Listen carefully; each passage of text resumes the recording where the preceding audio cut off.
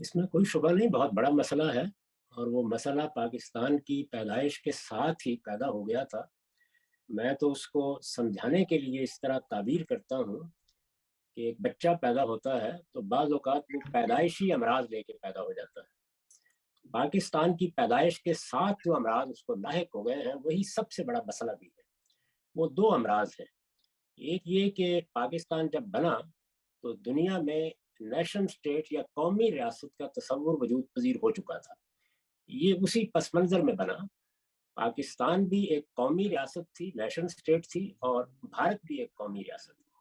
قومی ریاست کا مطلب یہ تھا کہ ایک جغرافیہ طے ہو گیا ہے، اس میں اب جو لوگ بھی رہتے ہیں ان کا مذہب کوئی اور ہو سکتا ہے، ان کی نسل کوئی اور ہو سکتی ہے، ان کی برادری کوئی اور ہو سکتی ہے، رنگ کوئی اور ہو سکتا ہے، لیکن وہ سب برابر کے شہری ہیں، اور ان کی وطنی قومیت اب پاکستانی یا عراقی یا شامی ہوگی۔ یہ قومی ریاست کی تعریف ہے، یعنی نیشن سٹیٹ۔ یہ تصور پیدا ہو چکا تھا پچھلی صدی میں، اور بہت سی قومی ریاستیں وجود میں آ رہی تھیں۔ چنانچہ اسی اصول پر بھارت بھی ایک قومی ریاست کے طور پر وجود میں آیا، اور پاکستان بھی۔ اس کو دونوں جانب مذہبی طبقات نے تسلیم نہیں کیا، یا آپ کہہ لیں قدامت پسند طبقات نے اس کو قبول نہیں کیا۔ ادھر بھی قبول نہیں کیا، ادھر بھی قبول نہیں کیا۔ جو اس وقت کی قیادت تھی وہ چونکہ مغربی علوم میں تعلیم یافتہ تھی، وہ جدید رجحانات کی حامل ہو چکی تھی، سیاست بھی مغربی سے سیکھ کر آئی تھی، تو اس لیے ان کا تصور تو قومی ریاستی کا تھا۔ ادھر اگر پنڈت جواہر لال نہرو تھے تو ان کا بھی، اور ادھر اگر قائد اعظم محمد علی جناح تھے تو ان کا بھی۔ لیکن یہاں جو قدامت پسند طبقات ہیں اور جن کی تعداد دونوں جانب 60-70% کے درمیان رہی ہے، انہوں نے اس کو قبول نہیں کیا۔ وہ یہ چاہتے تھے کہ یہاں ایک مذہبی ریاست بنے۔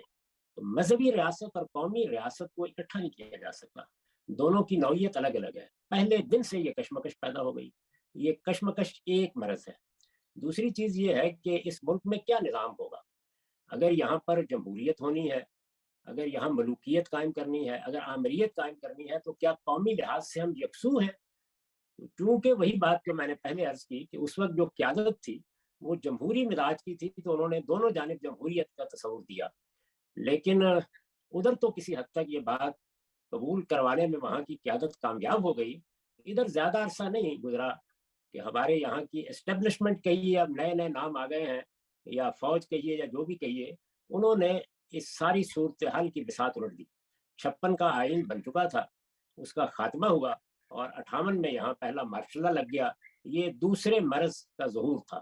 یہ مرض تو پہلے دن سے موجود تھا، یہ اس دوسرے مرض کا ضرور تھا۔ تو اس کو اگر خلاصہ کریں تو یہ ہے کہ مذہبی اور قومی ریاست کی کشمکش اور سول ملٹری اقتدار کی کشمکش، یہ میرے نزدیک پاکستان کا سب سے بڑا مسئلہ بھی ہے، اور یہ دونوں بنیادی امراض بھی۔ پاکستان میں 3 مرتبہ براہ راست فوج حکومت کر چکی ہے۔ یہاں سول ملٹری کشمکش اس وقت آپ کی روز کی خبروں کا موضوع ہے۔ آپ صبح سے شام تک یہی کچھ سن رہے ہیں، بلکہ اب تو اس میں کوئی حجاب بھی باقی نہیں رہ گئے، سب کچھ بے حجابانہ ہو رہا ہے۔ بے حجابی کا دور ہے جس سے ہم گزر رہے ہیں۔ اس میں اب کیسے اس کو نظر انداز کر دیں کہ یہاں فوج کے اقتدار کی ایک پوری تاریخ ہے۔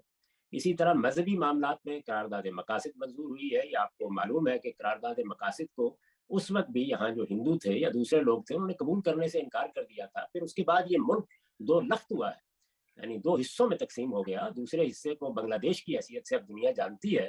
پھر اس کے بعد ہمارے ہاں ضیاء الحق صاحب کی حکومت آئی، جنہوں نے مذہبی بنیادوں پر بہت سے قوانین بنائے۔ وہ قوانین روز ہمارے اوپر مسلط ہوتے ہیں، ان کے نتائج ہم دیکھتے ہیں۔ اس میں خاص طور پر توہین رسالت کا قانون ہے، ختم نبوت سے متعلق قوانین ہیں۔ تو یہ جتنی چیزیں ہیں یہ اب ہماری تاریخ بن چکی ہیں۔